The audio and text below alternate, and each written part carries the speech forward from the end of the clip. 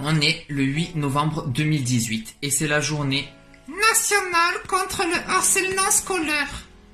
Et je vais vous parler de mon histoire.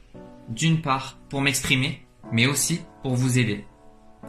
J'ai été harcelé au collège, j'ai été harcelé au lycée et j'ai été harcelé un petit peu après. Simplement parce que j'étais différente des autres. Que j'avais une façon de penser différente, que j'étais timide, que j'étais réservé, que je n'arrivais pas à me défendre. Les gens profitaient de ça pour m'intimider, pour m'insulter et pour me frapper. Et c'est quelque chose qui fait très mal, que ce soit physique ou psychologique. Et j'en ai pas parlé. J'en ai pas parlé parce que j'avais honte. J'avais pas envie d'en parler, mais à qui que ce soit, même les gens les plus proches autour de moi, je n'avais pas envie qu'ils aient honte de moi. Je n'avais pas envie de les rendre tristes de ce que je pensais être par le biais de ce que les autres pensaient que j'étais, et surtout de ce qu'ils me disaient. Alors du coup, j'en ai jamais parlé et j'ai réussi à m'en sortir. Je m'en suis sorti parce que j'ai toujours eu du courage en moi, une force intérieure qui a fait que par moi-même j'arrivais à m'en sortir. Mais c'est pas le cas de tout le monde et c'est pour ça que vous devez en parler.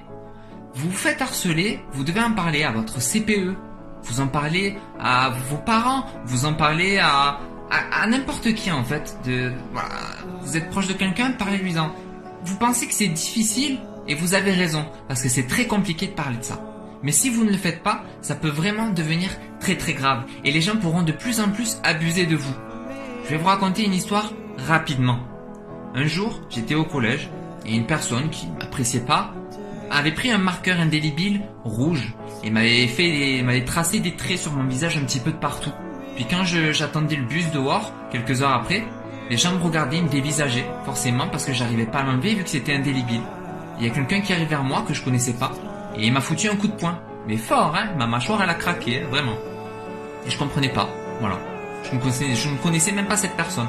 Puis quand j'ai pris le bus, je suis monté, je voyais tous les gens me regarder de travers et j'étais clairement humilié, voilà. Et ça c'est, on va dire, l'histoire qui m'a le plus marqué. Mais après voilà, vous avez aussi des souffrances psychologiques qui peuvent vous suivre pendant beaucoup de temps. Donc je m'adresse à vous, les personnes qui se font harceler.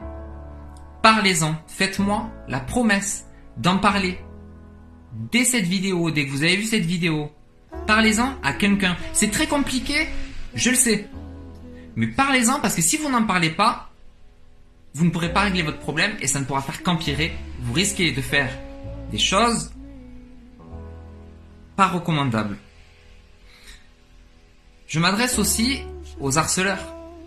Ces gens qui m'ont harcelé au collège, ce sont les gens aujourd'hui qui me suivent sur TikTok. Parce que sur TikTok, il y a pas mal de collégiens. Et pour moi, c'est une revanche. Une revanche parce que les gens qui me harcelaient me suivent aujourd'hui. Façon de parler, parce que les gens d'avant ne sont toujours pas au collège aujourd'hui.